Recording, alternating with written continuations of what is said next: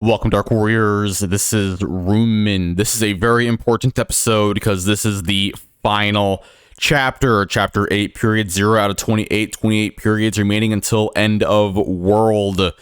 Just to think, we started the game with 220 chapters, so it came a long way. Just a heads up, we will not be experiencing the ending in this episode. I'll be saving that for its own episode, so... Alright, first things first. Menu, use item right there, okay? Transmute, and we're gonna sort the items. Okay, where is auto item? Where is it? Okay, we're gonna transmute auto item into cure condition, and then we're going to use cure condition. And there you have it. That is cure condition. Usually, you get this a lot earlier in the game, but I transmuted my first cure condition into a different skill instead, so now I'm getting cure condition last year. Gives the ability to cure status abnormalities that can be cured and increased with skill level. That is very nice. Once this levels up all the way, we can cure any status element in the game automatically, instantly, which is very convenient for us. And there you have it. There you have it. That is every single skill in the game.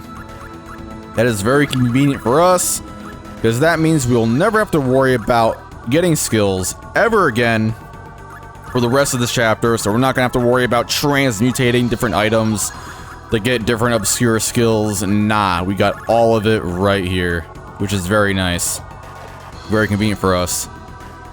So we can just check off that box right there. That's every skill. Now let's get on to the dungeons. The interesting thing about this chapter is every dungeon is north. So every dungeon spawns up high in the final chapter, which is pretty interesting. I wonder if that's somewhat intentional to symbolically show how far we've come. I don't know. It's a game that's designed to be overanalyzed. There's a lot of symbolism in this game.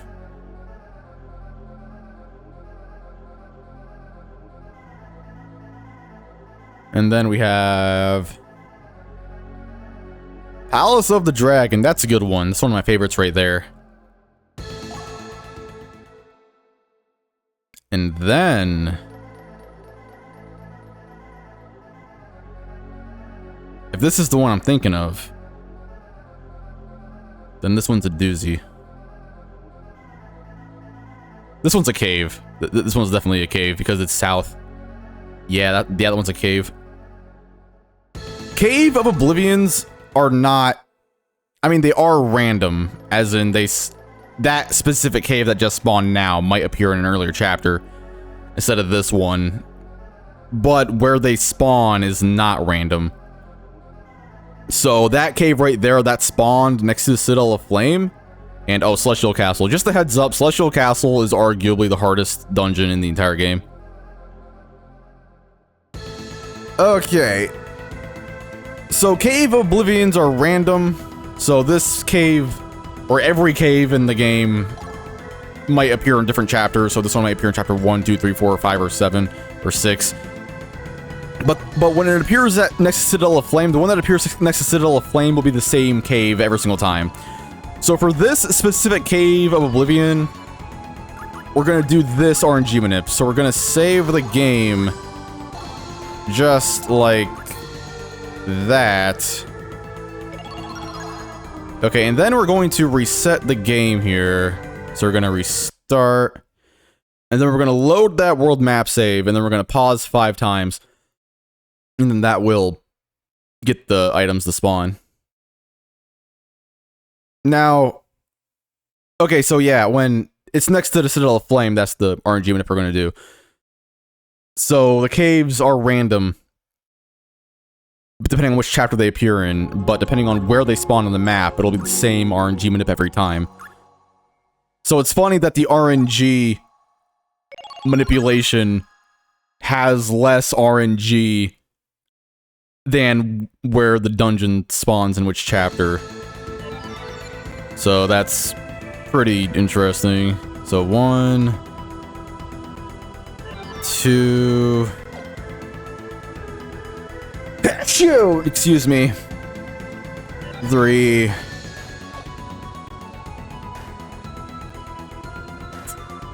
4. And 5. The convenient thing about this dungeon spawning here is that it's all the way south, which means I'm really close to the dungeons, because all I have to do is just go down and then get warped up to the top. Alright, I hope I did that right. This one, this is the one that only has one chest in it. Also, I've tried to just... In the past, I've tried to get this chest without manipulating the cave RNG. I just try to, like, go in and reload the game until it spawns. But no, I swear that one chest just takes forever to spawn. Like, that one has, like, a rare chance of appearing. A golden egg there. Unless you do the manipulation. So, the Palace of the Dragon is way, way over here. Alright, we're gonna do this one first. Palace of the Dragon. Within this holy palace lies one of the 4 jewels which stabilizes the world, the Dragon Orb. But of late, the unusual emanations from Dragon Orb have not been felt in the shrine. What does this portend? Alright, this is one of the coolest dungeons in the game, in my opinion. This one's one of my favorites. So this one, a lot of parallax scrolling in this dungeon. Really, really nice. The enemy encounters are kind of whatever. They're like no unique encounters in this dungeon. Alright, so here we got XVI, the tower. A crystal containing the power of the stars. It transcends the power of space and opens a path to a new place. There's something behind the picture. You found a full moonstone. Now there's this dungeon's basic gimmick. This door cannot open right now. Valkyrie will just say it's locked, and that's that. But we can unlock it later. So with that tarot card on the wall, we can give it to this statue of a woman right here. Statue of a woman. Looks like a stone could fit in the frame. This is a hole. And hold on, wait. Before I do that, I want to show the ceiling in this room. Look at this room's ceiling. This room has a really, really cool ceiling. Look at that. Very, very beautiful. Very, very cool. Alright. Now let's get a move on. So we're going to use the full moonstone there. And here are the enemies. Nothing special. This dungeon has a really cool gimmick, but the enemy encounters are nothing special, so... Actually, something that is kind of weird is that the battle encounters are wrong, I think. So if I take off the dimension slip... Remember how the entire dungeon was sun-colored? It was daytime, so it was orange and yellow. Now it's blue, because it's nighttime, since we used the full moonstone. However, the battle arena itself is sun-colored. That's like kind of backwards. However, the encounters that spawn when we change it back to daytime, the battle arena is instead nighttime when that happens. So I don't know. I don't know if that's a developer oversight or what. I'll be sure to show that off once I turn it back to daytime. This battle would be a lot easier if I use a Dragon Slayer.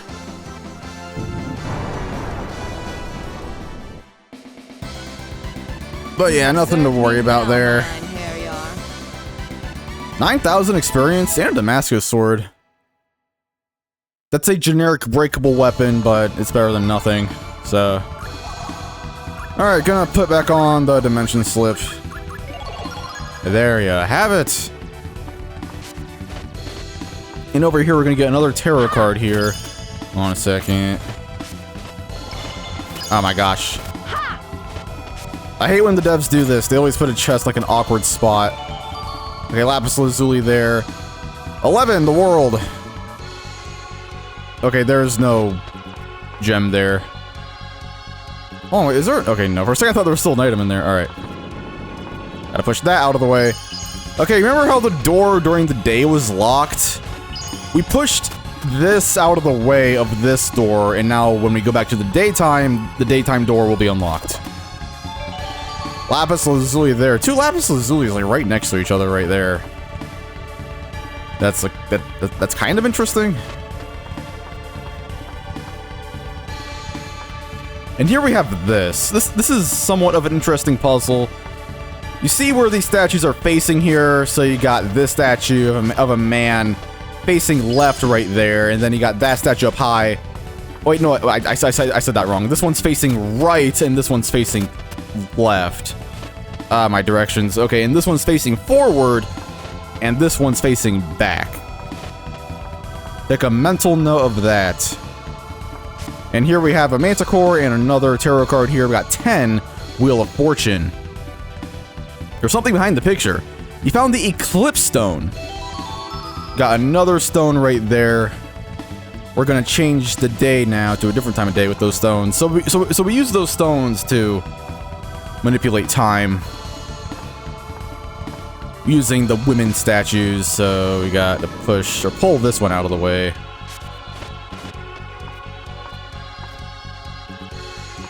We got an item here, quartz gem,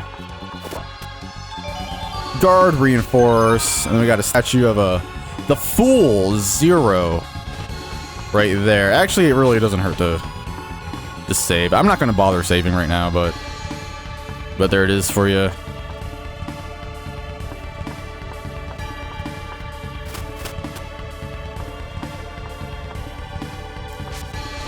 And now that we're back over here, we're going to change it back to daytime using the Eclipse Stone.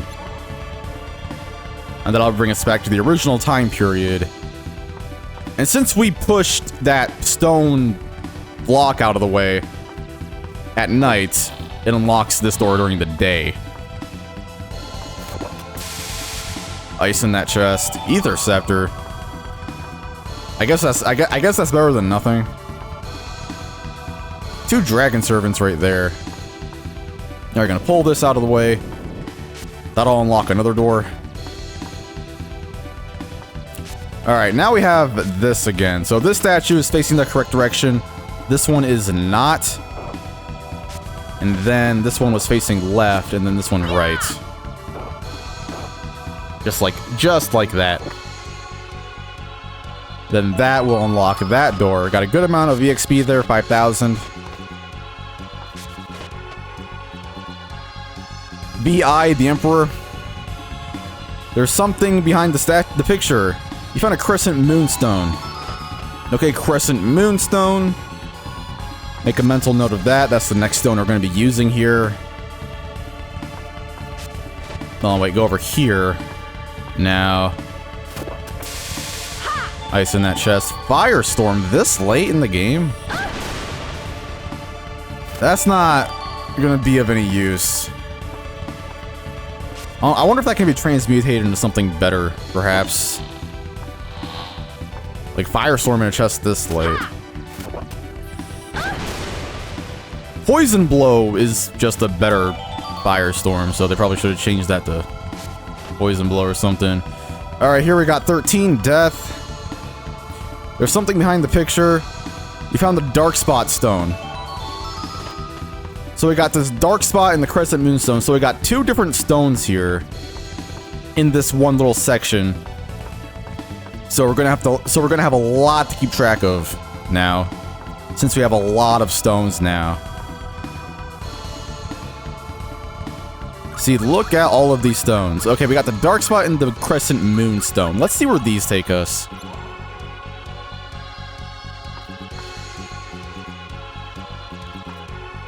Interesting. Okay, here we got my favorite puzzle in the game, okay? So these different paintings, they show you the number up top.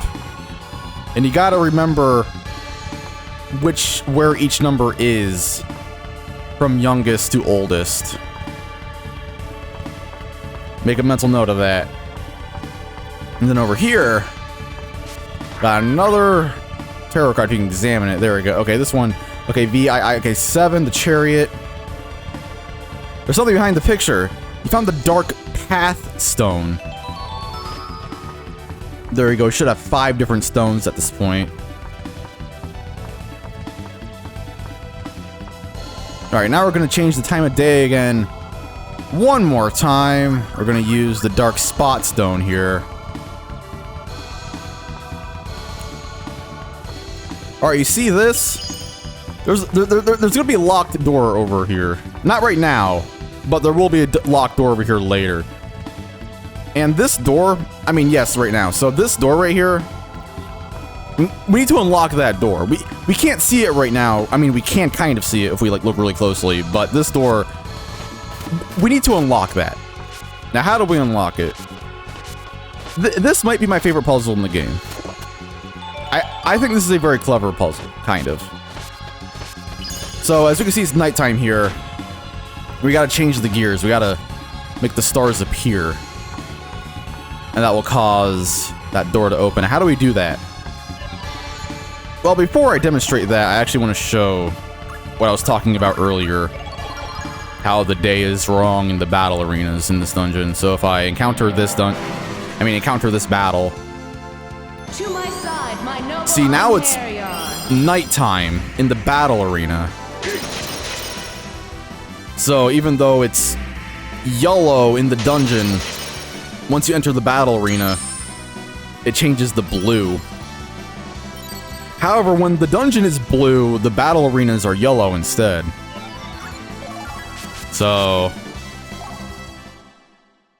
I don't know. I wonder if that's a developer oversight.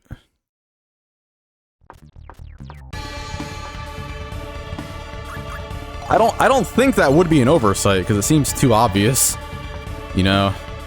All right, check this out. Now, as we can see, once you use the dark path stone, we got all these doors here.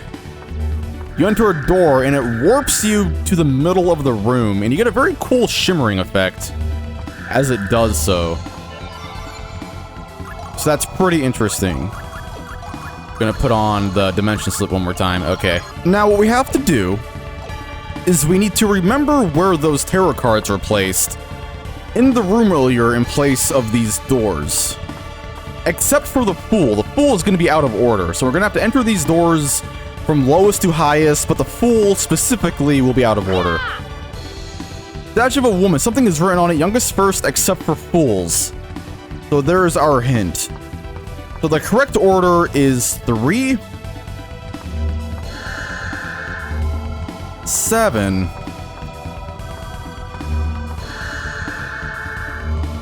5, 4,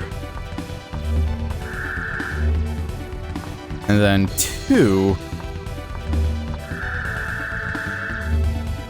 1,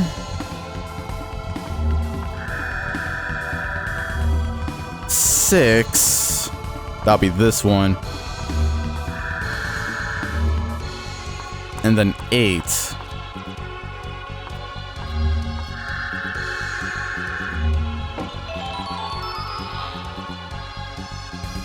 And there we can hear the door opening. And we gotta duck the— oh my, I was ducking there. What the what? Valkyrie! Valkyrie, get out of there, Valkyrie! Okay. Sacred Javelin, that's better than nothing. Alright, XII, the Hanged Man, okay, 12 there. And then we got the, yeah, New Moonstone, 1600. And now we can use that New Moonstone to finally unlock that door that I was talking about earlier. So, New Moonstone. This is the door where I was like, okay, there's gonna be a door here, and I was like, well, wait, no, not now, because you can't see it, but there's like totally a door there. We can't see it right now, though, yet, but there's a door there if you just look close enough. Anyway. Yeah, this is the door I was talking about, so... oh, explosion chest. So we're gonna Eye of Heaven right there. Okay, we're gonna examine this. There is a strange machine. Will you operate it? Yes. And here we get a very charming very cool little animation here of the gears rotating at like 2 frames per second. So there you have it. Actually, I'm gonna get a better view of the ceiling here. Look at all the constellations up on the ceiling there. Very, very beautiful. Okay. Now we're gonna run all the way back to the crescent moon. So crescent moonstone. It can be pretty difficult trying to remember which stones lead to what, but hey, that's why I'm here. I put in the effort of remembering and I went the wrong way. So the viewer doesn't have to. Not the crescent moonstone. Oh my god. The crescent moonstone is where those pictures are. Yeah, so instead we have to use the dark spot. Okay. Oh my gosh. Yeah, this is the correct path. Oh my gosh.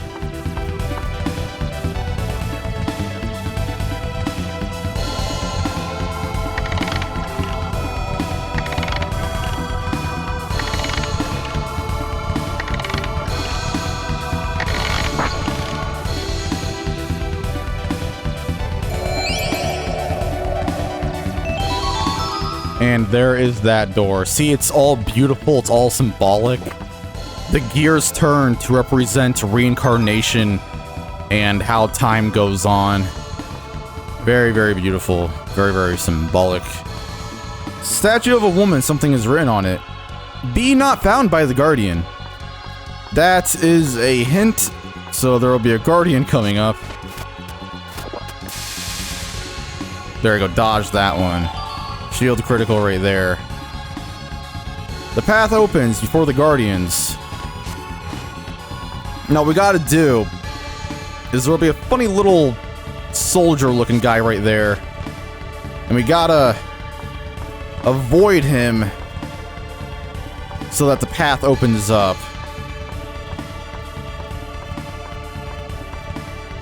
And then the path opens, we get a very charming little animation there of the portal opening up via a swirl. And I think there's another... Oh my god, oh my god, oh my god, oh my god, oh my god, oh my god, oh my god, oh my god. Okay, oh my gosh. Yeah, this dungeon's very scary. I remember when I first played this game, I was so scared, you guys. I was like, no! Red Army soldier guy.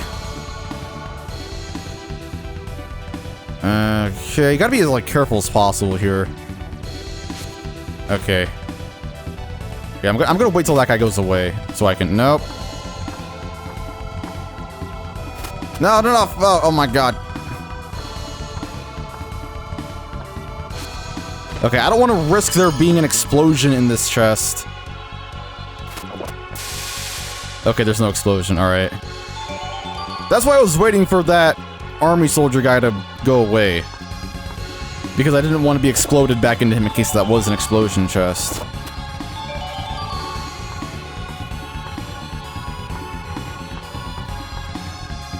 So I suppose he spawns on the right side of the room every single time.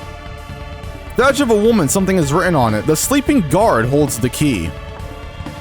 The sleeping guard holds the key. Sleep is needed when the Guardian grows wary. That implies that we need to make this specific Guardian tired. And these giant pillars in the foreground blocking some of the screen is not useful for us at all, because it makes the Guardian harder to see. Oh, there he is. Alright. Nope. Now, there is a way we can cheat this Guardian. Okay. So, if we grab this item, and we leave the text box up, the text box will save us from the Guardian. So, the Guardian won't be able to hurt us while this text box is active. So what we can do is we can pick up this item, and then we can just wait for him to pass. And this takes a while, but if we sit here long enough, he will eventually get tired, thus solving the puzzle. So I can't remember how long this takes exactly, but if I recall, it's only like a few minutes. So I don't know, look at your phone, text some friends or something while you're waiting. So, alright, there you have it. And then we examine him and look at the blood red stone. There you have it. And then we gotta run all the way back. And that will lead us to the final area this way.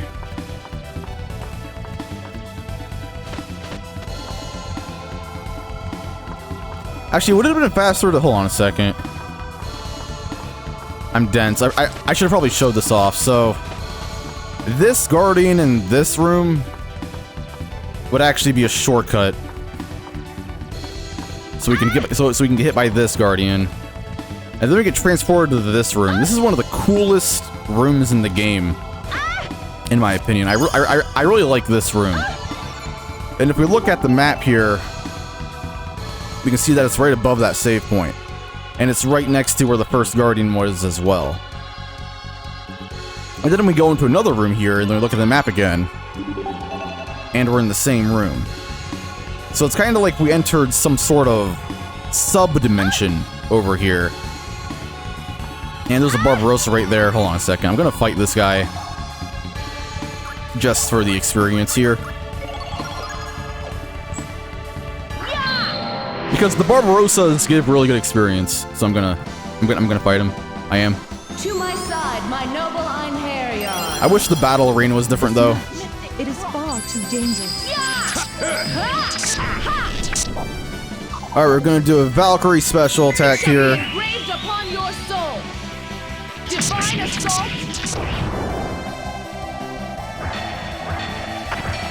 And then an Arngrim special attack. Gonna be charged up by 34 hits after this Valkyrie hit here.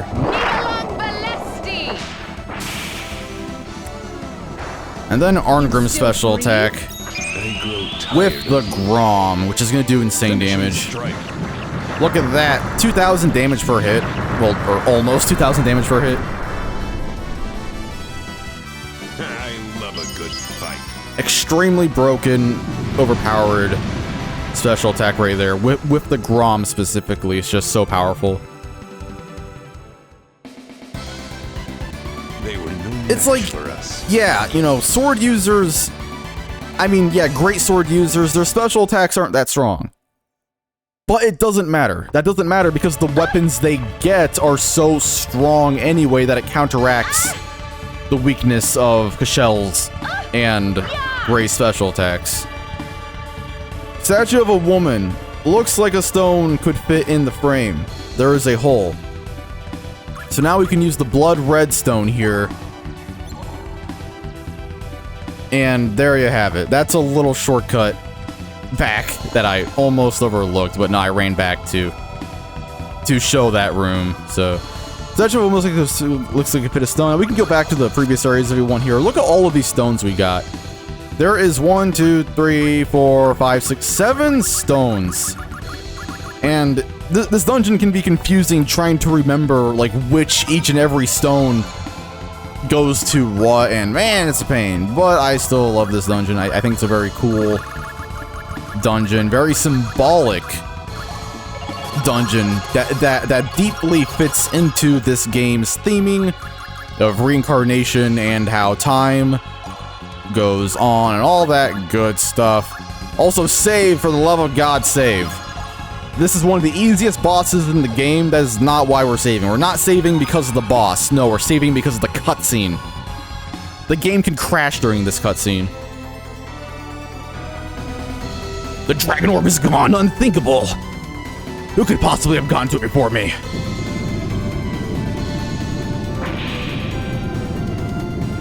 Whoa. We fought one of those back at the Dark Tower of Zerva. What is this overwhelming force? Such power is near inconceivable. Someone or something overcame a guardian with this such power and stole the orb. But who and how? Now, because we are going through the A ending, we understand that. We understand that Odin had the orb and that's where it went. But if you go for the other endings, this is never explained, and you're like, wait, so where is the orb? Yeah. Well. Or I mean, well, I gotta do it in his voice. Shit. Freya, why are you here? I'm under orders from Lord Odin. This human has set foot within realms never intended for his kind. Therefore, you will execute him. She just has like a stoic expression. Kill him, Valkyrie. Kill him, do it. However, make sure you do not destroy his soul. That too is an order from Lord Odin. Damn it all. Come to me, Dark Warriors. Battle awaits us. Shadow Servant! Now here we get a pretty unique, pretty cool battle arena. You got the Egyptian pharaohs in the back there. A lot of Egyptian theming in this dungeon. Also, the music in this game, like almost all of it, has like an Egyptian kind of vibe to it. The entire soundtrack, in a way. All right, he's gonna block there, but that's okay because we got these special attacks going on, and these special attacks will be more than enough to do more than enough damage to Gandar here. So yeah, this boss fight, he's just a slightly harder Lyceria. He's like Lyceria, but very slightly harder, which means he's not hard. I cannot suffer you to live.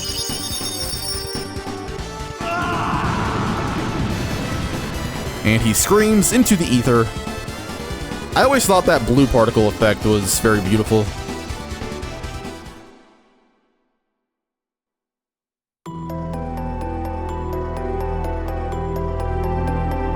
You are making me your slave? You have another option, though I do not think you'll find Niflheim very comfortable. Damn you! So what shall it be? My master wishes to use your power. It would be regrettable to surrender you to Hel, the Dark Queen. Hence, you will be accepted, no matter how depraved and twisted your soul.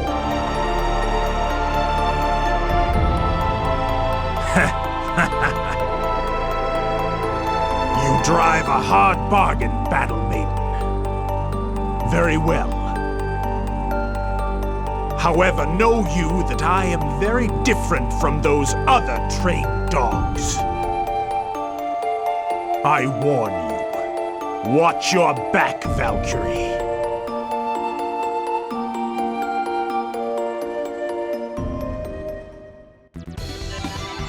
There is Gandar. Hi, Gandar.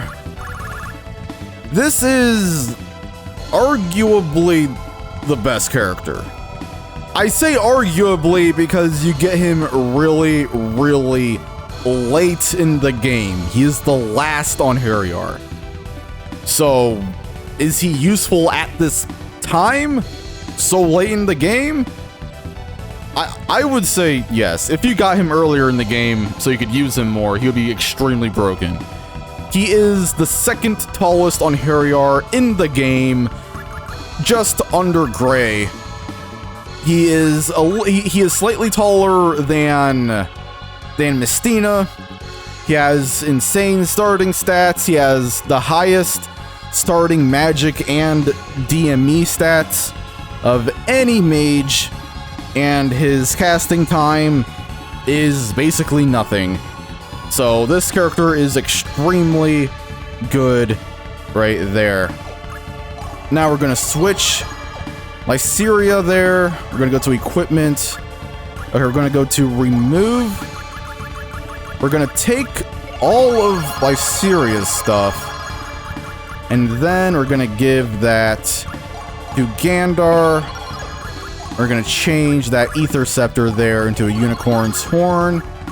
We're gonna give him an emerald necklace and a bracelet of Zoe and a coin of fortune.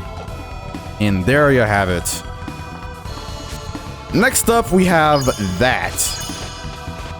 That chest is not that bad to get, if you know how to get it. Okay, Dragoon Faith, this looks really good. Okay, this looks good.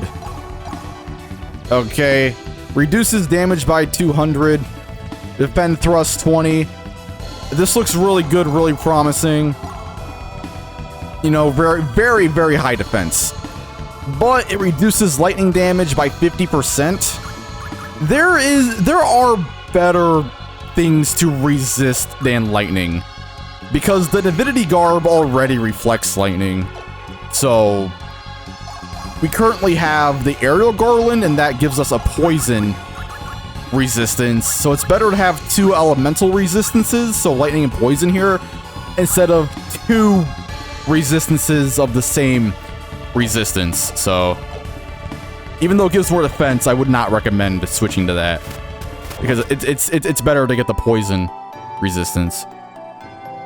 Alright, Scroll of the Golem. This does nothing. This literally does not do anything. We're gonna keep it anyway. And Hourglass of the Gods. Okay, definitely want to keep this. This can save you in a pinch. So what this does is this will reverse your periods, which is very convenient. Oh my god, 500,000 experience. So with the Hourglass of the Gods, if you use that, you see we have 12 out of 28 periods at the very bottom of the screen there. If we use the Hourglass of the Gods, that will be reversed to 6 out of 28 periods. So if you mess up doing the cave RNGs, or I don't know, want to explore some more, level up some more, the Hourglass of the Gods comes in clutch. Okay, that chest right there. This chest is not that bad to get, so got a chest there, and then we're gonna take another chest, and we're gonna put it there. Nope, it needs to be on top of the other chests, so we're gonna drop down here. We're gonna get Valkyrie to try to pick up a chest there, and then we're gonna put that down, and then like that, and then we're gonna like that, and then we're gonna break that like that. Okay, there we go. So we make a platform like that. We're gonna make a ladder upwards, and then we're gonna break a crystal like that, and then we can easily jump on that. Well, on my second try, I should be able to get a better one here. Got to focus for this one. Oh my gosh, Valkyrie's jumps are unwieldy. So she either goes nowhere or she goes a lot of places when she jumps. So you either make big giant jumps or you barely go anywhere at all. Luckily, Alicia in Valkyrie Profile 2 is not unwieldy like that. So there we have the Great Spear Dinosaur. Long, heavy spear with the tooth of a dinosaur affixed to its end. 3,000 attack. This is the strongest weapon in the entire main game. So depending on how you feel about it, it could arguably be the best spear. Some don't like it though because it can only do 1 attack.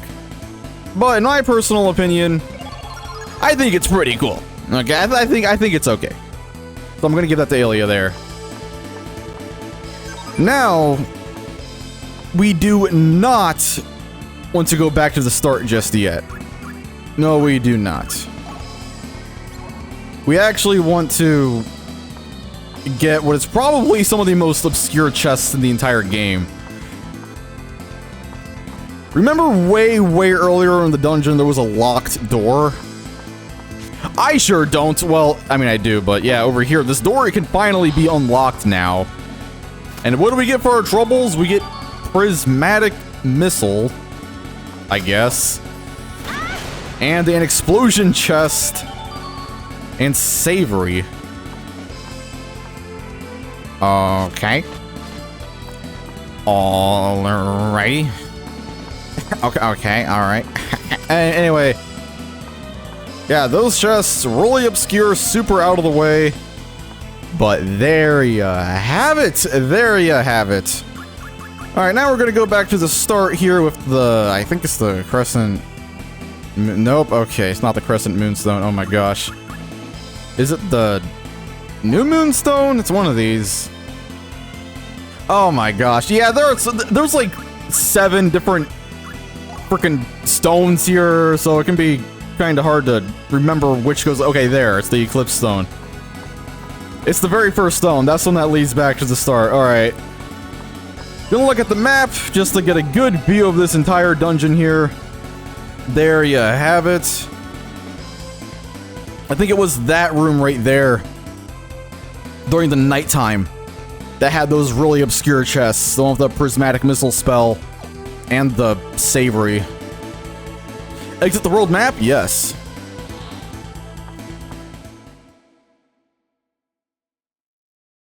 Okay, now we're gonna fly over to Arianrod. But we're gonna save before doing Arianrod. This is a particularly good dungeon to save before. Because unlike the previous dungeons, if you enter the wrong room in this dungeon, you cannot backtrack so easily. This episode has been 40 minutes long so far, and we only did one dungeon. So yeah, these dungeons are pretty long. Anyway, I did some menuing here off camera.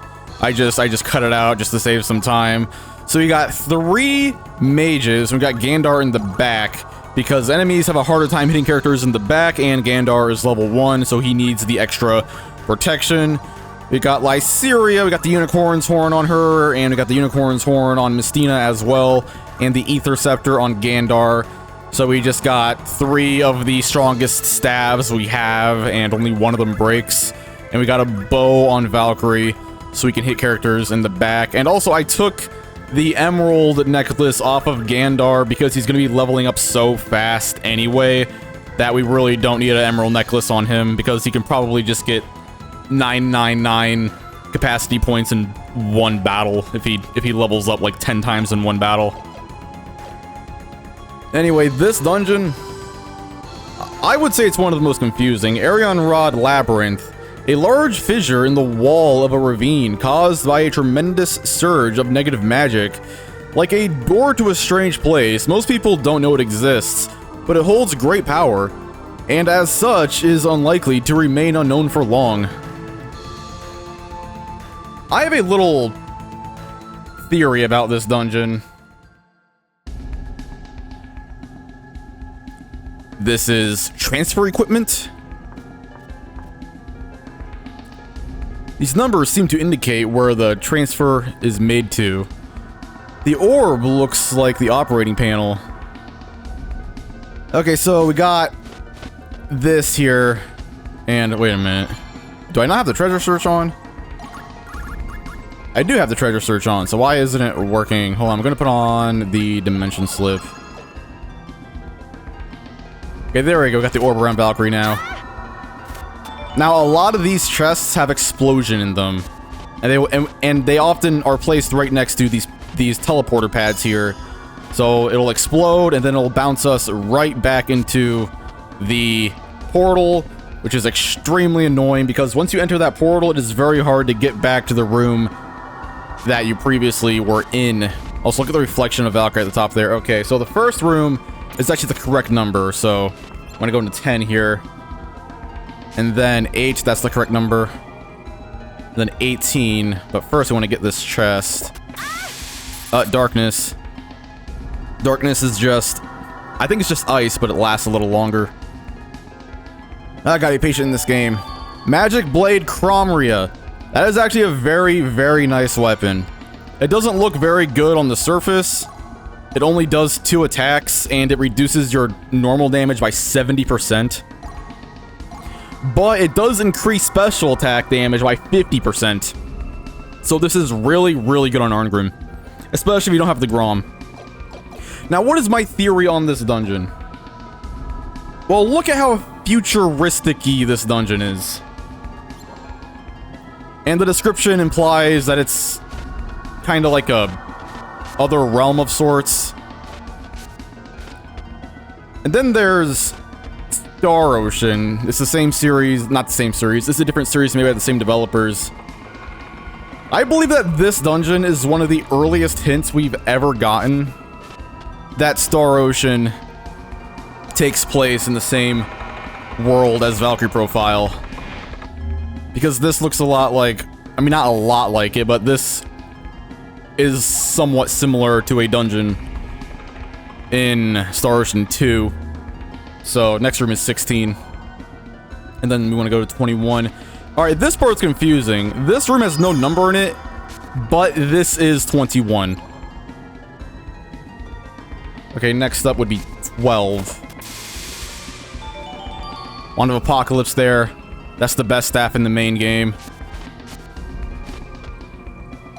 So I want to make 12 here. Is that 12? Yeah. And then 13. This dungeon takes a lot of focus because a lot of like numbers. Okay, so 13. And then after 13 would be 12 again. Yeah. Nope. Okay. Eternal Fault. That's good. It's just the weaker version of the Crimson Edge. And yeah, 12. Okay. And then 14. And then 7. Okay, 7. Nope, nope, nope. Getting hit by that specific explosion is a real pain. Because then you'll get bounced back into the portal here. And you'll miss that bow there. Okay, 6.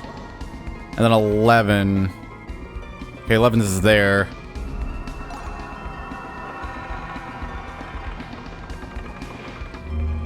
Okay, 10. What is that? What is that? Looks like a graphical bug on Valkyrie. Okay, that's 11. And then 17. No, okay. Arrow is fine. Arrow, Flame Jewel right there. That's one of the hardest... That could arguably be the hardest Flame Jewel in the game, because look at this dungeon. Look at it. It's just a giant equation. So I'll often be wandering in these rooms, aimlessly mixing numbers, desperately trying to get to that Flame Jewel, and just nothing will work. Okay, 15 plus 2, that's, yeah, 17. Okay, this is it. I apologize in advance for my awful commentary this dungeon. I'm sorry, this specific dungeon does take some concentration, because you gotta remember all those numbers and stuff. You gotta make sure you're absolutely not getting the wrong number. Because if you get the wrong number, then the best option is to just restart the dungeon, and I'm not even joking. Okay, now before we do this boss, we want to do some setup here, so we're gonna just spend as many capacity points as we can. This is because this boss fight has a lot of experience he's gonna give us, so we're just gonna get our capacity to be as low as possible here, because we're gonna gain a lot in the upcoming battle, and there's a cap of 999. Okay, there we go, just like that, and then we want to get our magic up as high as possible without any compromises. So we're gonna sacrifice an Ether Scepter if this breaks in the battle, and that's nothing to worry about because we got 10 of these things anyway, so really nothing to worry about there. And then we're gonna give her an emerald necklace. Wait, not an emerald necklace. What am I doing? We're gonna give her a magic bangle. So an Ether Scepter and a magic bangle. That'll get her extremely powerful. We're gonna give Mistina the Wand of Apocalypse. This is the strongest staff in the main game, and it does not break. That is beautiful. And we're going to give her a magic bangle. So we got 2 magic stats here of around 3,000. And then for Gandar, we're just going to give him a unicorn's horn. It doesn't matter how low his magic stat is right now. We just want to give him something at all. Just anything he can do great magic with. And then we're going to go into the divine item menu, and we're going to make a charge break and a lucid potion. Okay, and then for abilities, you want to make sure they all have Mystic Cross by default, and you want a mage with spell reinforce. Okay, now this part's the tricky part. We want to make sure, or we want to try to make sure that Gandar does not die on the first round here. Because he can just die on the first round here. When that happens, that's kind of annoying. Master of Darkness, this is the world of men. You have no place here. Perhaps, but I have a thirst which must be quenched. What is it you thirst for? I cannot ever forget.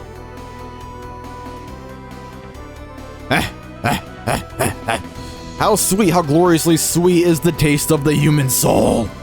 Foul creature! Not enough, still I thirst. Perhaps the soul of a goddess would be enough to satisfy me. Alright, so this boss fight, he has a lot of interesting property. Yeah. He's gonna die, yep. Alright, we're gonna just keep ending the round until he comes back. Because whatever. Alright, Union Plume, you can't go yet. Which is fine. So, this boss has a lot of interesting properties. He has the highest attack stat, not the highest attack stat, he has the highest health pool in the entire game. Which isn't much to worry about because he is weak to holy. Which effectively does twice as much damage to him, so his health pool is actually like half of what it is, so we're gonna use a lucid potion on Gandar here so he's not getting hit. And then we're going to use a charge break on Mystina here because we just used spell reinforce. Now we want to go for the Dark Lord in the back instead of his friends up front. They got the demon creatures there. If you kill the demon creatures, the demon Valens, then Dark Lord will start attacking. And when Dark Lord starts attacking, that's no fun. Because his attacks do kind of a good amount of damage and they attack everybody in one round. Now the order we do these attacks is important, so I want to do them from weakest magician to strongest magician. Theoretically, the strongest mage is Gandar, but he's level 1 and he has worse equipment than Mystina or Lyceria. So we're gonna do Gandar first. Just like that. I think Lyceria is slightly stronger on average than Mystina. Stat growth is random in this game. So both of their special attacks coming up, they're going to be around the same amount of damage, but it should be enough to completely wipe out the Dark Lord's high health value. So we got the magic bangles on them. The magic bangle increases their magic by 30%. The lucid potion we made makes a character invincible for 5 turns until they attack. Once they start attacking, the character becomes vulnerable again. So if this doesn't kill all of these enemies, then Gandar will be able to attack because he let out a magic attack, even though he's a lucid potion on him. And then the charge break recharges Mystina after she does spell reinforce. So with spell reinforce, with the magic bangles, and with all the strongest stabs in the game on our characters, that's enough to, or hopefully enough to, yeah, that's going to be more than enough to completely wipe out the Dark Lord's health value. So yeah, there's that boss fight. His high health pool is nothing to worry about because he has low resist. and a weakness to magic. So that big giant health pool there is really just there to scare the player. So yeah, nothing to worry about there. Okay, I'm gonna get all of this menuing out of the way right here and now. So gonna level up Cure Condition all the way, just like that. And then just gonna spam these levels here. Okay, there, and then Lyceria, we're gonna give her resist damage. Just gonna buy a bunch of random stuff. You want to make sure you got Cure Condition leveled up, definitely. That's a good one. I think Cure Condition is pretty underrated. Okay, Lyceria, and then we got Mystina here. Is Cure Condition up on her? Yes, it is. And then we're going to do... not leadership, doesn't do anything. Okay, fight here. Just like that. Okay, she has all these up all the way. Okay, we're gonna get her mental reaction just a little bit. Okay, Gandar. Alright, Cure Condition. Guts. Auto item. And then we're gonna give him Magic Pow up all the way. Where's Magic Pow? Okay, right there. Just like that, and then wait reaction. Okay, there, and then we're gonna set up, okay, auto item, 99%, 100%. And then guts, and then wait reaction right there, okay. Alright, there you have it. Look at how much experience that boss fight gave us. It leveled up a level 1 character. 17 levels, that is insane. Look at that Unicorn's Horn. This is the only Unicorn's Horn in the game that you do not need to transmutate for, so that's pretty nice. And we get a Wand of Apocalypse this dungeon, so you get a Unicorn's Horn and a Wand of Apocalypse this dungeon. Very, very nice. Secrets of Zolam, this does not do anything at all. We're going to keep it anyway. And Shadzard. I can't remember this weapon's specific properties, if I'm being honest. Alright, now let's look at some of the items we got this dungeon, because this one has some really good items. So we're going to go to type order. Wait, not type order. We're going to go to newest first. Okay, we got the Shadzard. Let's see what this weapon's all about. 900 attack does 3 attacks, and it kills lightning enemies instantly. That's nice. That's very nice. Great sword, which shines at the light of the heavens. Its creator sacrificed his life in order to imbue it with this power. Very, very nice. Not as good as the Grom, but it is, you know, still nice for what it is. Unicorn's Horn, we already experienced why this is nice. Magic Blade Chromia, very, very good weapon here. Reduces damage by 70%, but increases special attack by 50%. Very, very nice. The Foul Slayer. This is a very interesting weapon. It does not break. It does 600. Yeah, 600 attack, all 3 attacks. The interesting thing about this weapon is that depending on how you play and what characters you use, it could be better than the Elven Bow, even though the Elven Bow has over 100 more attack. I mean, has 700 attack instead of 600 attack. Because the Foul Slayer does the most amount of damage it can do every single hit. So it'll always be doing 600 attacks per hit. So it'll be 600, 600, 600. While the Elven Bow has more variance how much damage it does per hit. So with the Foul Slayer, you're going to be doing the max amount of damage every time, which is very nice. Got the Eternal Fault here. It's just the worst version of the Crimson Edge. And yeah, we got 7 of the 8 Flame Jewels. And there you have it. Yeah, very, very nice items this dungeon. Now, for the love of God, do not walk back in that portal. You just want to leave. When I first played this game and I first played this dungeon, I was so confused trying to leave it. I was like, how do I leave it? I kept like running into portals over and over again because I didn't see the exit there.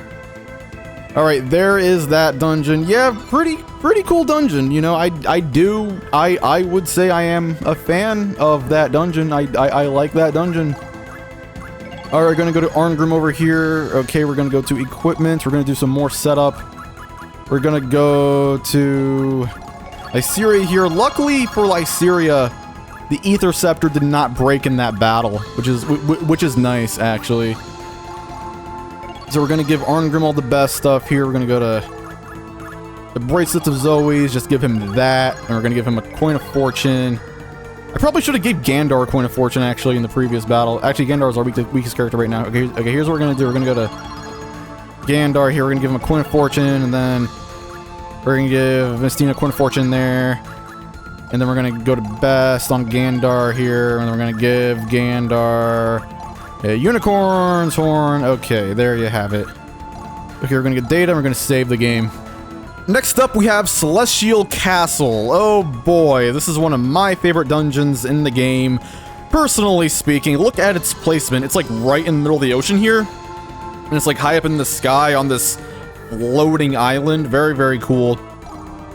Celestial Castle. Witch's Castle sealed by the Battle Maiden. According to legend, both the castle and the witch sunk to the bottom of the sea.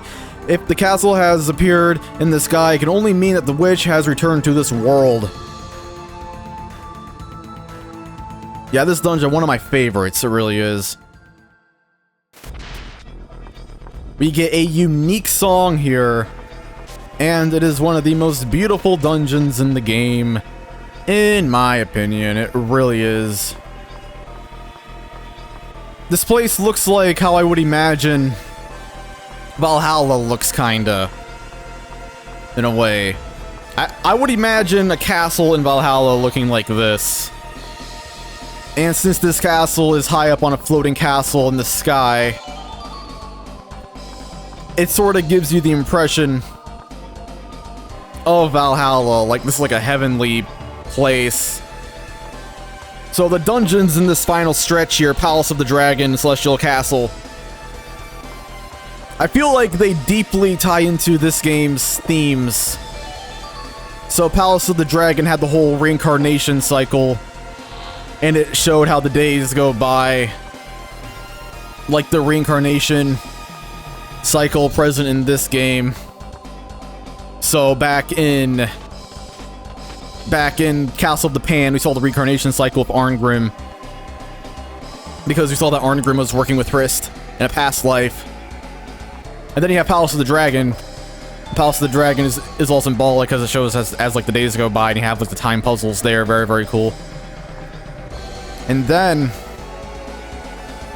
with this dungeon, Celestial Castle, you have a castle that's like high up in the sky, so this feels like symbolically a similar place to where you would be sending your Onheriar. So I mean, it's not like the same place, but symbolically it feels of a similar kind. So yeah, in my opinion, it's all just a bunch of symbolism. Okay, we're coming over to this enemy just so we can... Actually, we don't need that. Just so we can fight it, just for the experience. So we got this dragon-type enemy here. To my side, my noble Einherjar. And two special attacks should be able to take them out. So there, and then we're going to use Mystina. And then we're going to use Gandar, and that should be able to just take all of them out, probably. I don't know, it doesn't always work out that way. Sometimes the enemies are still alive. I usually just assume that two powerful special attacks can take out any enemy formation. Actually, that might... Are they dead? No, I'm not sure. Yeah, they're not dead. One of them stood up. You must desire respite from thy empty existence. Thou shalt have it. That'd be another good change to add to a remake if this game ever gets remade. They should make it so you can see all the enemies' health bars instead of only one at a time. Because I have no idea if that other guy is still alive. I can only tell if one of them is dead or alive. How fragile these beasts are. Are they dead, or is this one of them still alive? Okay, yeah, they're both dead. All right, yeah. See, I don't know until they're actually dead, until they're both dead, because I can't, you know, I can't prepare for that, because I can't literally see their health bars. Okay, so there we go. That's that enemy out of the way. I fought that enemy because Gandar is underleveled, so we need the extra experience for him. Now we're gonna backtrack a little bit. There are no chests over here. This is like a little detour. There are a lot of dead ends in this dungeon. So you got all these long paths and routes that don't lead to anywhere. And there are no chests or anything, and it's like, come on, let me get something good. Okay, these rooms. Oh boy. All right. If you fall, that's you get teleported outside the dungeon. You gotta and you gotta redo it. So you absolutely do not want to fall in those bottomless pits there. Luckily, it's not a game over. It's not a game over. It just teleports you outside the dungeon. And that uses up a period, which is a little bit annoying. So you'll be using up periods. But if you're careful enough and you just save before the dungeon, it shouldn't be that big of a deal. So there's all the chests there. Okay, this room. Oh boy, this room.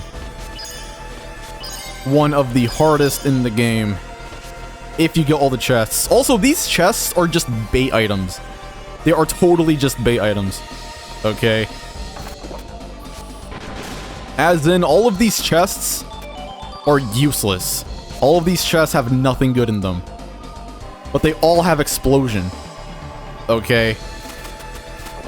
So you'll be opening these chests, getting these whatever items, like concentration. Just trying to dodge these explosions, and then you'll get hit by an explosion. And you'll be like, no, not my Lucerne hammer. And then you'll fall all the way to the bottom, and you'll get teleported outside the dungeon, and man. Okay, next up we have this chest. This chest is the one that always gets me. There's an explosion trap in here, and it's on this little platform.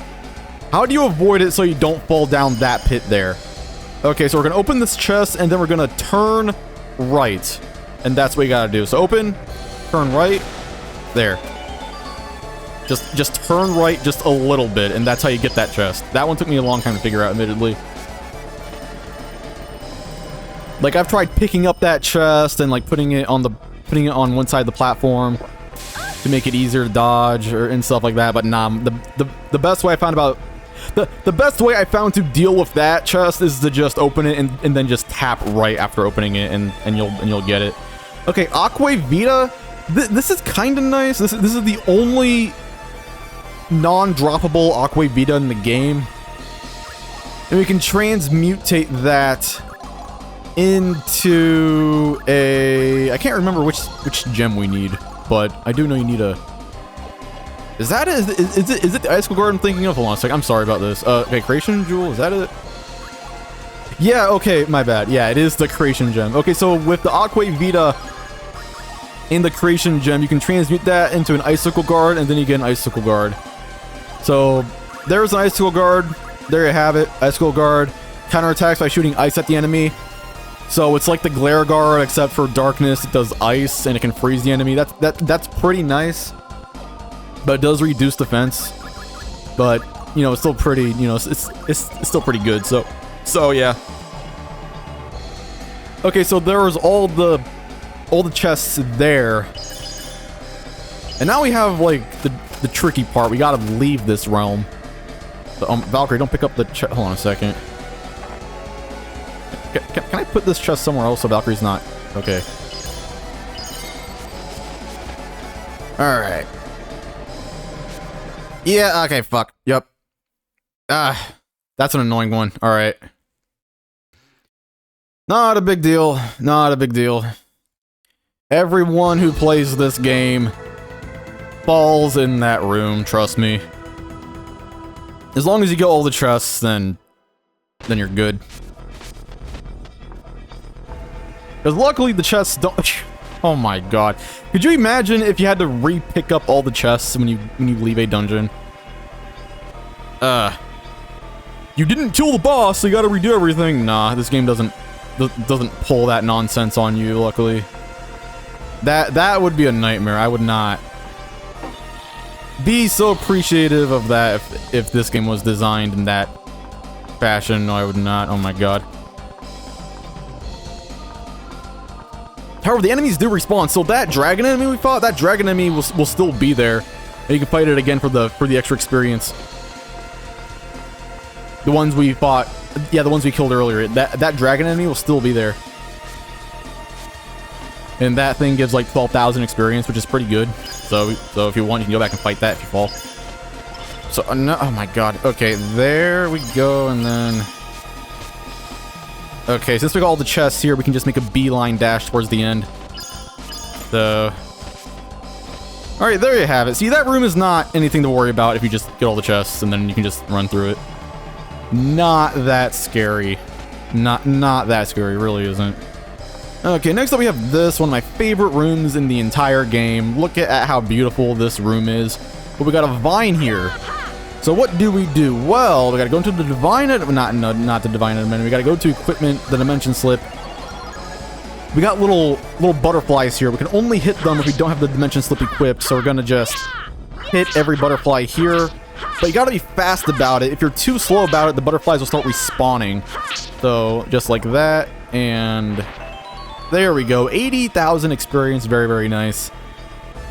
Yeah, look at those statues in the back. Look at all the parallax scrolling. Very, very beautiful.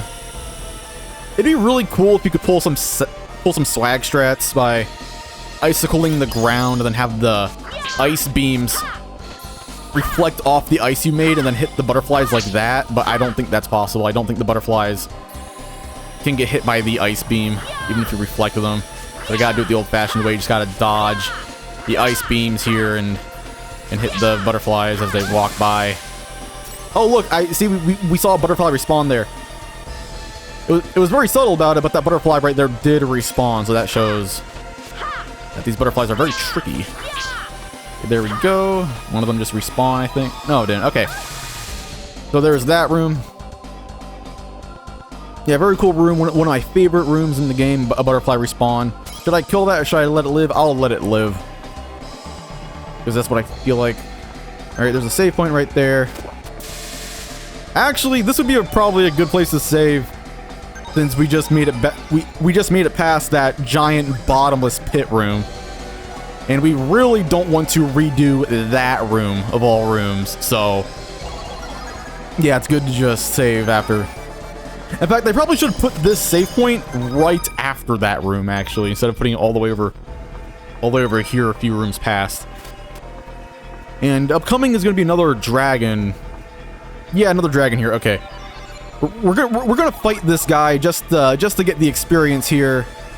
So we're going to use a Dragon Slayer, and just for the heck of it, we're gonna give Valkyrie one too, just for the extra safety. You can never be too safe in this game. To my side, my noble Arianrod. So here we have two gray bones. Can I get it? Okay, there. And then that one gets possessed. We're just gonna do some good damage there. And then we're gonna kill it in one foul swoop. Just like that. Oh my god, look at how much damage that does when you use an instant killing weapon on an enemy that's weak to it and you use the special attack.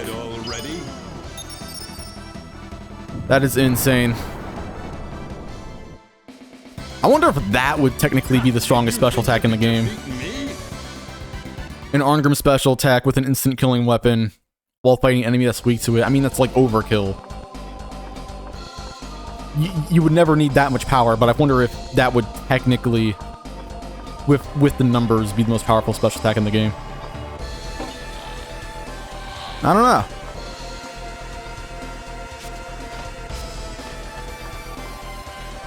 A lot of factors go into how much damage special attacks do. So all of those charts online that shows which special attacks are the weakest and the strongest. You know, all those graphs that determine which characters are the best. That's like nothing to, you know, you shouldn't take those graphs too seriously, because it's not all about like which special attack does the most damage on its own. No, it's about what weapon you have equipped on that character, how much you have that character leveled up, like what you're fighting, what element the special attack is, and like what the enemy you're fighting is weak to, and all that stuff. So yeah, which is why I think Llewellyn is a little, not Llewellyn, Laufer. I think Laufer is a little overrated.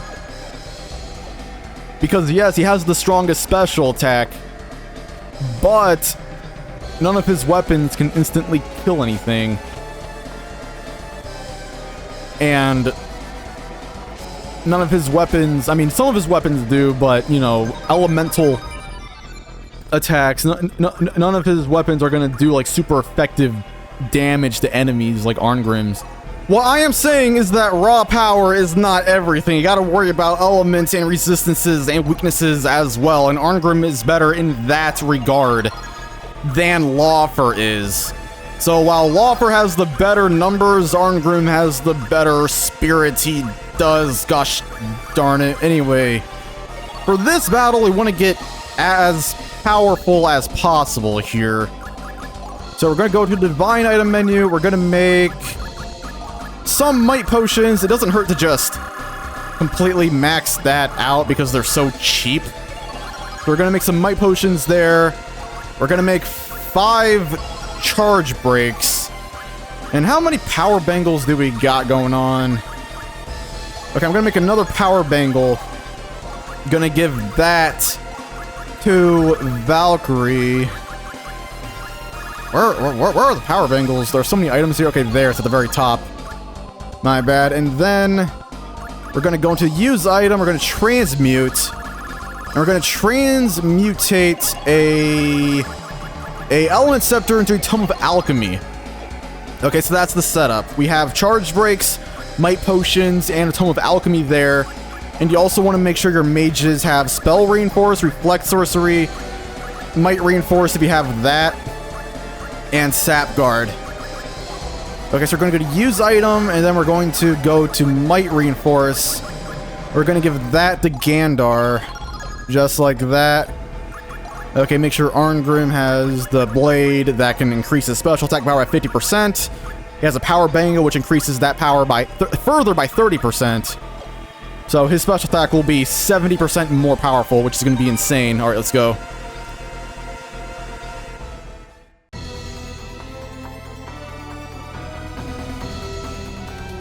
Really cool room here. I really like that bed. I wish I had a bed like that. Ah, my young goddess, you finally come. I've been waiting for you.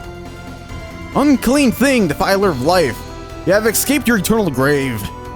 Unclean thing, you say? How can you say that about such beauty? Beauty is meaningless if it is bought at the price of countless innocent lives. You never changed, Battle Maiden. You are as stiff as a spear. Though your armor color has changed, the insides are as the same. Enough talk. Your time is over, narcissistic lover of undead flesh.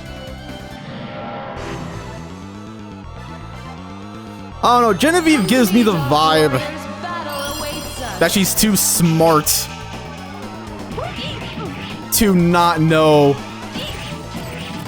that Lenneth and Hariss are different people. So I don't know, maybe she's just lying to Valkyrie, probably toying with her there. Alright, so say hi to Discriminate. That is one of the most dangerous attacks in the entire game. It's just a constant barrage of magic. And those elements work. So even though those magic attacks are coming right after each other in one attack there, if she casts an ice attack, that can still freeze you. If she casts Stone Torch, that can still stone you. So all of those elements still function as they should. And yeah, it can be pretty tricky. Alright, we're going to use a... Not that. What am I doing? Okay. Reflect Sorcery. Reflect sorcery. First things first, and then we're going to use a Charge Break on Mistina, because Reflect Sorcery, despite being very, very good, it is one of, if not the most expensive spell in the game. We're gonna have to Charge Break her there so she's not constantly wasting her turns. Okay, and then we're going to use a Tome of Alchemy, just so we can just beat Genevieve here. There we go, and that gives us a ton of bonus EXP with those magic gems. And then for Gandar, we're gonna use Sap Guard. Just like that. And Reflect Sorcery works there. And we are not done yet. We are not done yet. If one of our characters got status and things started to go poorly, we would have had to use these, where are they? These might potions as a backup. But luckily, our mages can go right now. So I'm going to use Might Reinforce instead. Might reinforce. So it's good to have those backups. Okay, now we're going to go to use item here. We're going to use another charge break right there. Okay, now we're just going to see what we can do here. So we can do some damage. Gonna reflect that poison blow right back at her. Okay, now what we are going to do is we're going to use one more buffing attack. Gonna use Spell Reinforce. And now we are going to do the insane damage. Check this out. So we're gonna go to Charge Break. Use that on Mistina there. Mystic Cross. How dare you! Such ugly creatures.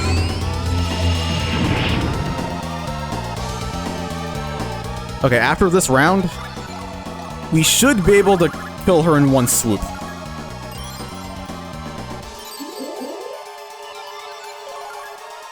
ugly creatures. Look at that. Spell Reinforce. Not Spell Reinforce. Reflect Sorcery, one of the best spells in the game. We haven't been hit a single time. Mystic Cross. How dare you! Okay, it is important to use Arngrim last. Because Arngrim has the sword that's going to charge up his special attack by 50%. He has a Power Bangle, which charges that up further by 30%. We are also Might Reinforced right now, which is going to be an extra 50% on top of that. And then it's going to be the last special attack in the sequence, which means it's going to be... You know, it's going to be just ridiculous and dumb. So yeah. Actually, hold on a second. This might kill her. Maybe. I want to see if Arngrim's special attack can just cut her health bar in half completely. I'm gonna go for it. I'm gonna see if I can skip the Gandar special. Finishing strike. Oh my god, look at all that damage! Ah, no, aw. It was almost, it was hype. This is Alright. Good games, good battle. You must desire respite from thy empty existence. So yeah, that's that fight. That's one of my favorite boss fights in the game. Right there. I think this might... Is this my favorite boss fight? I don't know. It's one of my favorites. This is a top 5 boss fight. You get a unique theme. Genevieve has really nice voice acting. Why? Not me. I don't want to lose this beautiful life.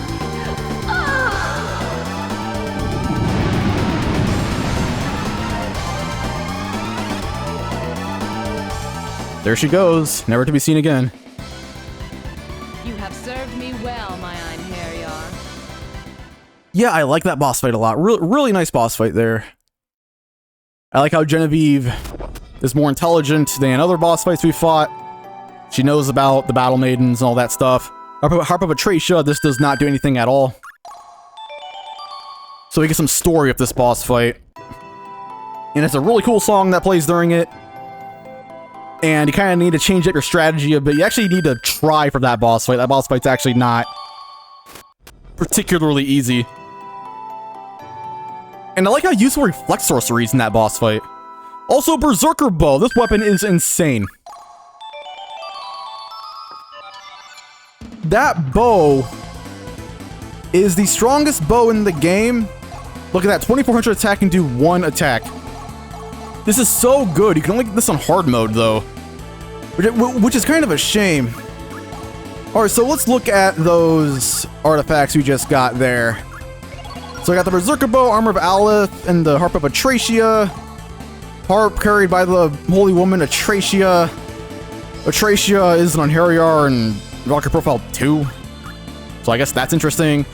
Armor of Aleph, this is very good. Reflects poison damage by 90%, so you got that elemental resistance there. Very, very nice. We're going to go to best on Arngrim there. And we're going to give him the Armor of Aleph. So very nice artifacts in this dungeon. And we get a very beautiful room here. I wonder what's going to happen to this place now that we've vanquished the witch, because the description said that it falls into the ocean when the witch reappears. So now that she's dead, does that mean that it's going to fall back into the ocean? I don't know. Or is it now in a state of perplexual flux? One of my favorite dungeons. It is. There's just something about it that I like. It's very beautiful. A lot of different scenery in this dungeon. So we got these beautiful gardens here. You got the water in the back there. And then if we look at the map here, we see this section here. So we're climbing all these stairs all the way up to the boss fight. It's very dramatic. So it's climbing. So it's kind of like you're climbing the stairway to Valhalla. Symbolism, I don't know. All right, and then we can just fall out of the dungeon and then get teleported outside the dungeon just like that. Okay. There is that dungeon. And this might seem a little weird to end it off here, but I am gonna have to end it here because the ending comes right after this. Like as soon as I continue playing, that's just gonna be the end of the game. So I'm gonna have to say that for its own episode, and we'll be doing that next time. But stick around because I'm gonna show some sacred phases I like. Hello everyone, this is Rumen. On the route to ending A, we do not get to see any sacred phase scenes from chapter 7 to chapter 8. We can only see those sacred phase scenes if going for the B ending. So I thought I should use this time to show off 2 unique sacred phase scenes that only appear when going from chapter 7 to chapter 8. So here is the Suo and Shiho sacred phase scene. So we're gonna go and level up Suo's traits. He's brave, precise, aware, elegant, that's kind of a surprising one, unlucky, and sacrificing. And Shiho is beautiful, graceful, that one's already maxed out by default, that's interesting, sickly, yearning, elegant, and maternal. So that's interesting, it's like she has max gracefulness by default there. So we're just going to give him a bunch of, yeah, generic equipment there. Okay, we're going to transfer Suo and Shiho here so we can see that unique sacred phase scene. Reunion with Suho. You'd think they would be reunited fighting the same battles together on Midgard, but I don't know. Shiho, I'm overjoyed to see you again. From now on, I will protect you. I won't let anything bad happen. Suo. Shiho. Aw, isn't that sweet? It's like they're in love. I mean, it's kind of obvious. Queen of Darkness. Queen of Darkness. Niflheim. 2nd Platoon, 4th Platoon, 5th Platoon. Niflheim, ruled by Queen Hel, feared by all as the place of the dead. It is inhabited by powerful undead. Reports say the denizens of Niflheim have joined forces with the Vanir.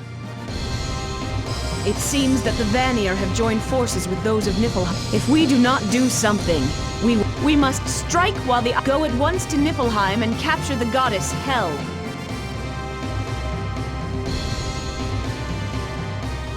Queen Hel of Niflheim, will you come with us? Victory's ours. Any further struggle is in vain. Look at her. You'll never even see this character going to ending A, because Hel only appears in this one sacred phase scene in from chapter 7 to 8. So that's a really good design right there that you never, see. Let's go for ending B. My heart pains me to lose my land to the likes of you. Damn the fates. Bind Hell, Queen of Niflheim. And okay, alright, now I'm going to show the other unique character interaction scene. Alrighty, this is the Sacred Phase scene you can see if you send Yolanda and Badrach up in Chapter 7. The thing about this scene is that I've only been able to ever get it if I send both of them up with a really low hero value. I've heard that leveling up one of Yolanda's traits too much will cause the scene to not play, but I don't know. I've leveled up all of her traits except one of them, doing different combinations and all that stuff, and it just never worked for me. The only way that I've personally found to get this scene to play consistently is if you just send both of them up with a very low hero value. So there you have it, and then we are gonna go see that Sacred Phase I scene. have bitter news to report. Yolanda has died in battle. Badrach has died in battle. Do you wish to know the status of our... That's a shame. Okay, Yolanda. So Yolanda has died in battle, but we do get the scene of Badrach here.